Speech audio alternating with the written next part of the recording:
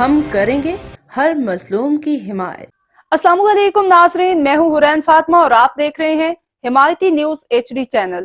نظر ڈالتے ہیں آج کی اہم خبر پر۔ عتیل ابڑو قتل کیس ورثہ انصاف کے منتظر کراچی تھانہ شاہ لطیف ٹاؤن کے حدود میں داؤد شور کوٹ کے قریب فائرنگ کے نتیجے میں قتل ہونے والے 21 سالہ نوجوان عتیل ابڑو والد عبدالحمید کے قتل کا مقدمہ تاحال درج نہیں ہو سکا، جس پر مقتول کے ورثہ انصاف کے منتظر ہیں۔ عتیل ابڑو 27 اگست کی شب تقریباً رات 10 بجے ایک فٹنس کلب میں ورزش کے بعد اپنے گھر جا رہے تھے کہ گھر کے قریب نامعلوم اصطلاح افراد نے انہیں گولیاں مار کر قتل کر دیا۔ واقعے کو 6 دن گزر چکے ہیں، مگر تھانہ شاہ لطیف ٹاؤن پولیس اب تک مقدمہ درج کرنے میں ناکام رہی ہے۔ مقتول Ateel Abro Karachi export processing zone کی ایک نجی فیکٹری میں ملازم تھے اور داؤد شور کوٹ کے قریب متین کمپلیکس میں رہائش پذیر تھے۔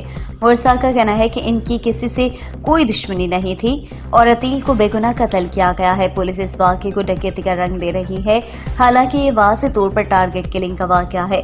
ورثاء نے مطالبہ کیا ہے کہ پولیس فوری طور پر مقدمہ درج کرے اور انہیں انصاف فراہم کیا جائے۔ احمد علی حمایتی کی رپورٹ۔